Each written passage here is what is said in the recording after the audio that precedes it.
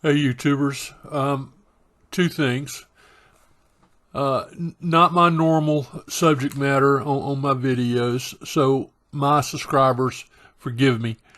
The second, this is a really crummy looking computer monitor to film, and I can't adjust it out. So, with that said, I'm making this video for people using specific things. The Yaesu FTDX10, WSJT-X, a Windows computer. Gonna configure the time and get set up to make successful contacts. And the important thing is I'm not here to talk about how to operate these programs. I'm too new to do that. But these settings are something I couldn't find. Apparently, there's so many opinions about what works and what doesn't. I wanted something that worked, something that was repeatable, and something that would show up in my log as contacts, successful contacts. And I didn't want to be stepping on my fellow hams when I'm out trying to do this. So, at the end of this video, use the settings you see and you'll be successful. I've been really pleased and I've been having a lot of fun, so I thought I'd share this specific information with people using this equipment and that have the same goal. So let's see how this goes.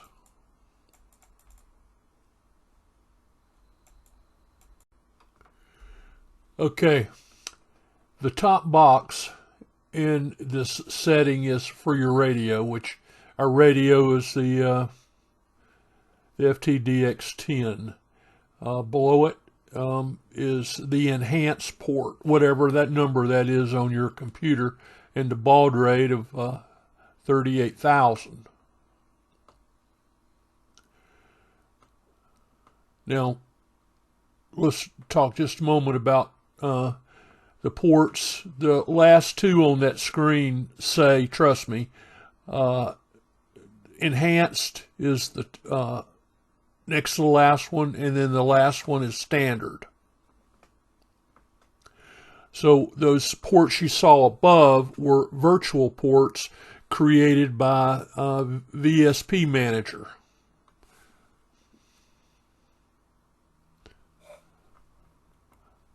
So let's go back to settings.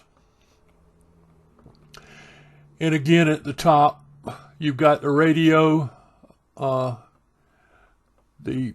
enhanced port, and your baud rate of 38,000.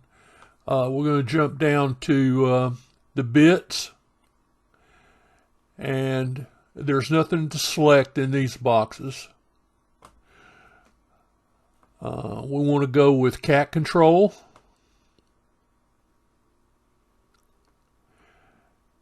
And the transmit's grayed out, and then we've got data packet and fake it. Now, fake it's real important. If you choose rig, then the rig is in charge. And if you choose fake it, we're given WSJT-X the credit it's due, and we're allowing it to choose these important settings as we operate so that we get the best outcome absolutely possible. There is no reason not to use fake it if you're going to follow my instructions here.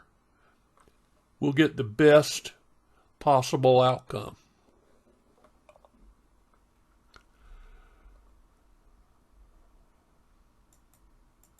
Okay, here we're moving on to the audio tab, and we've got the drivers that were created whenever we install the Yaesu driver on our computer.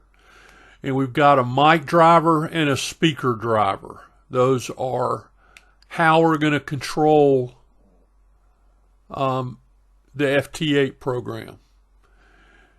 Works really great. It's not as confusing when we do it this way, and you'll learn more soon. Select the mono. A real interesting story behind this, but not the time.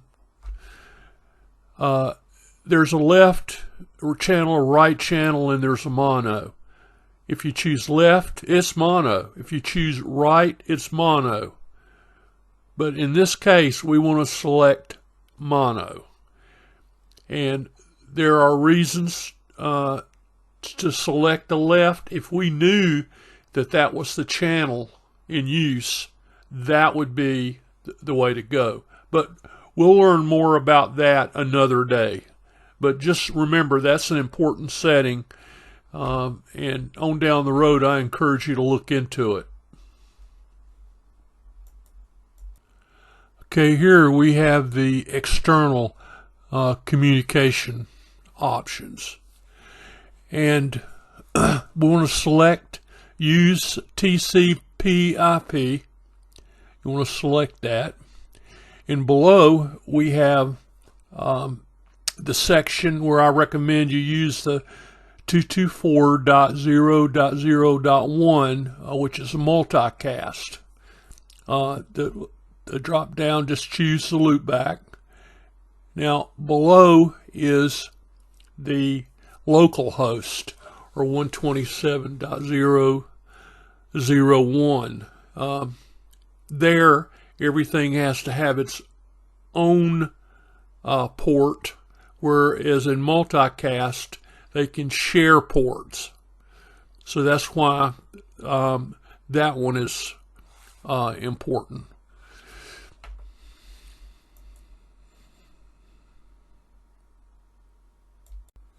Okay, here we're moving back to the main page on settings, and we want to check allow frequency changes while transmitting, and I'll show you why. Let's look at the graph, and the red bar at the top there, that is your transmit lane. And whenever you look at it, you'll see that there is some activity going on in that lane. So if I start transmitting, I send out a CQ, I'm going to be stomping on those people. So you have to keep an eye on it, and you have to move it as frequently as it takes to keep things going right.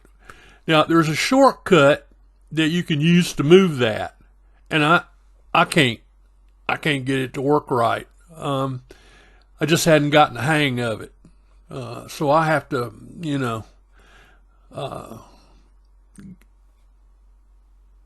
try several times until I get it moved. But the idea is while you're working, you have to keep an eye on this graph, and you don't want to be stomping on people, and you don't want people stomping on you, because that causes problems.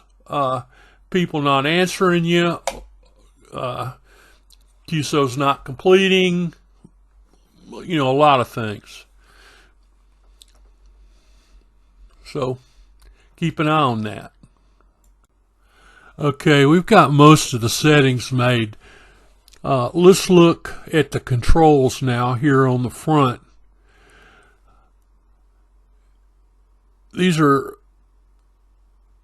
really important to the operation. Now, you're going to see on the left the green control slider, and that is controlled by the speaker USB codec.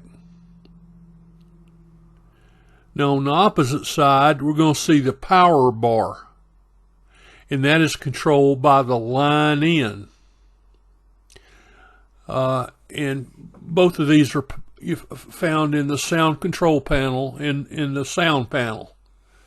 You know, that has the speaker tab and the mic tab.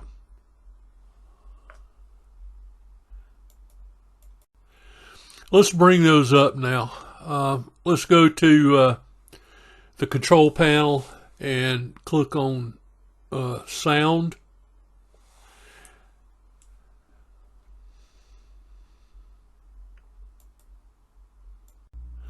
Okay, so it opens up the box, and we've got the speaker tab and the record tab. Now I'd like to point out that we don't want a green check mark on any of the devices that are used in FT8. Now you can name it if you want to. I did, because I have a list and I just wanted to name it. I used FT8 on a prefix for both of them. Here, I believe it is a 27, and it is on percent, not decibel. And the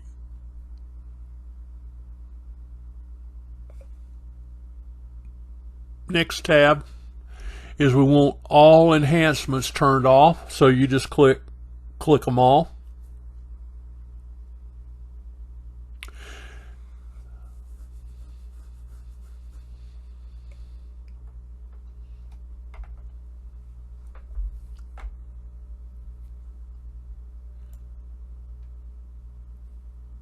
Now here you're going to see that there is one channel, 16 hertz.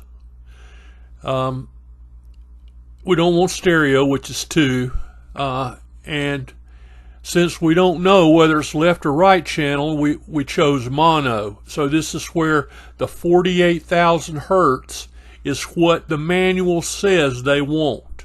That's what this FT8 program is expecting. It's not expecting 44,000 or any of that. It's 48,000.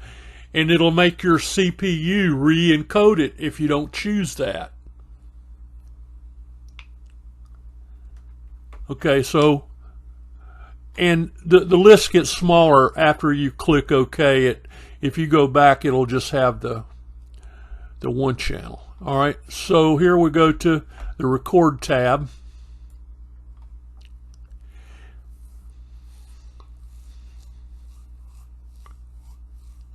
And again, no green check marks on anything that we're using. And name that if you will.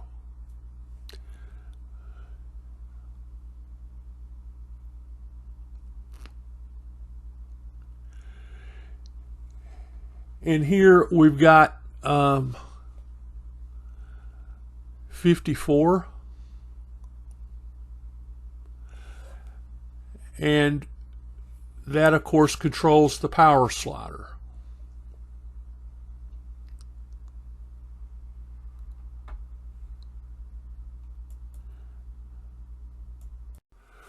Okay, let's talk time now. This is where an important aspect of WSJT-X, it requires your computer to be in sync. And there is only 2 entities that I know of that handles the time the right way. This Mindberg and Google. Of course, Google doesn't have a program you can install that would handle this, but they do. And there is a user interface. In other words, they make it easy for you to install it and uninstall it. Once you install it, the user interface disappears. But you can easily uninstall it. It's in the control panel. But you just enter in the time server. And I'd like to tell you what I know about it. And if you use the Google time server, they smear the time. They don't step it. They're even able to smear it over a 4-year period and handle a leap year. So they're the best at smearing time.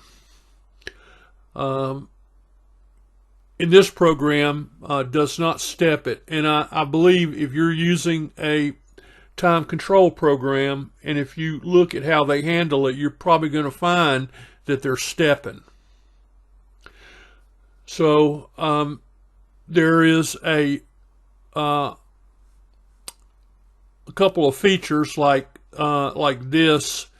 You can check the status, and it'll show you how often it's refreshing. I think every 10 seconds it checks the time. Now, then you can look at your settings, and here I'll need to put it in the information below the video because I'm not sure you can read it.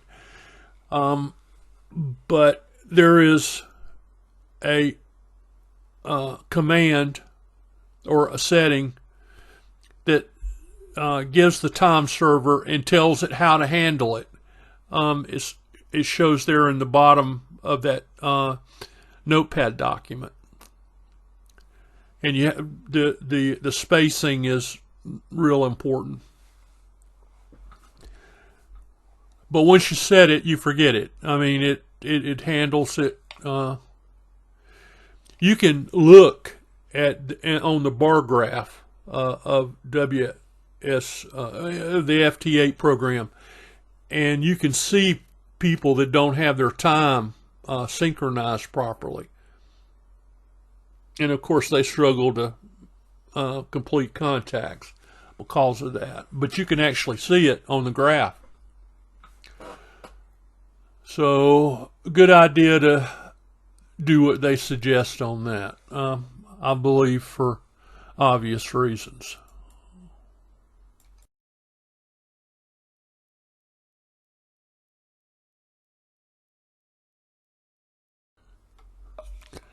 Okay, we're looking at the radio screen now. You know you've got one.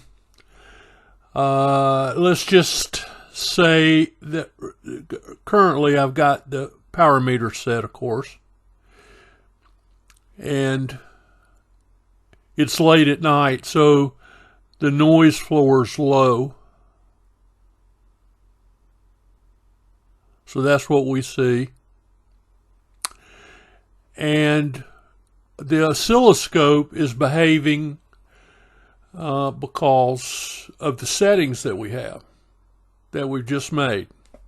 All right. So let's just watch it behave a little bit, and here in 30 seconds or so, I'm going to hit the tune button. And when I hit it, I want you to look at the oscilloscope and the carrier, which is, of course, the little triangle there on that white line there in the middle. Okay, so get ready to watch. Here we go. Tune. And there we have a beautifully clear, no splatter area around that carrier signal. And that's what the good Lord wanted us to have, so that we can enjoy our sport. Carrier clear. Loving every second of it. And look at the power meter, putting out 20 watts. Now, the radio is set at 50. But when you consider where the slider is on the right-hand side of the program, we're in good shape. Let's go to ALC. Now,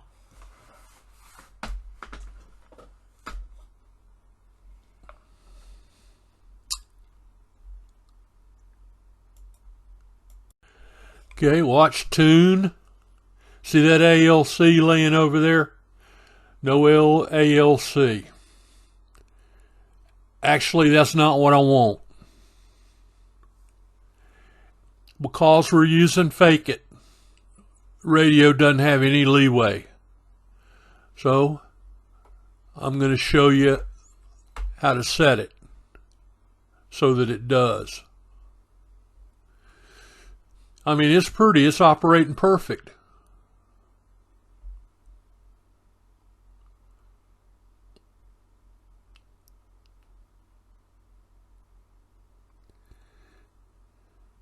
Make a lot of contacts even like that, but we won't. Okay, now what I want to do is go to my slider, my power slider, and we know it's set real close. So what I want to do is I want to bump it about 2 ant hairs. I mean, very, very little will give me a tiny bit of ALC. That's what I want. Okay, here we go.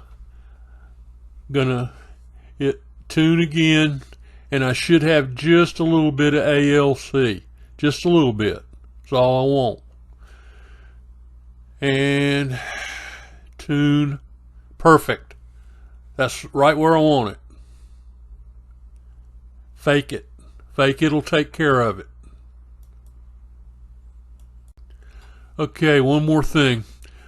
There on the screen, ATT, 6 decibels, the IPO, RFIL, 3 kilohertz, and AGC, set it to slow, not off. Why? Fake it. Gives fake it a little room to control the radio. So all the magic happens here. Data U and then preset. Now to get in preset, you press and hold preset. And in here there's only 2 settings that we need to change. That's going to be the 400 to 2600 hertz and the 40. You're going to hear 10, but with fake it, they're using 40 to 70.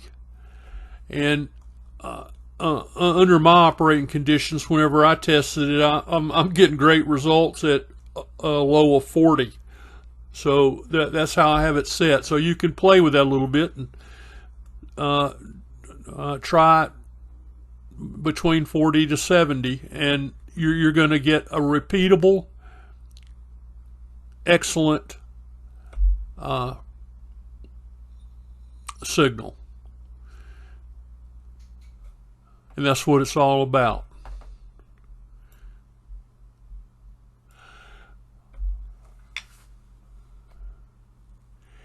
Well, I can't think of anything else that I feel like you would benefit from knowing.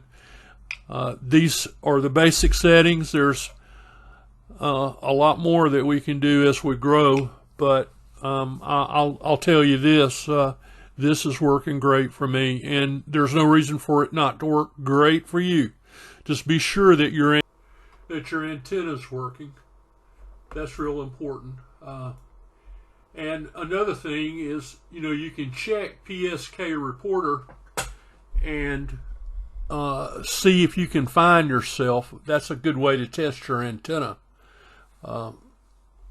because besides the window settings, of course, your antenna has to at least be marginal. It has to be, working for you. Okay. Thanks a lot.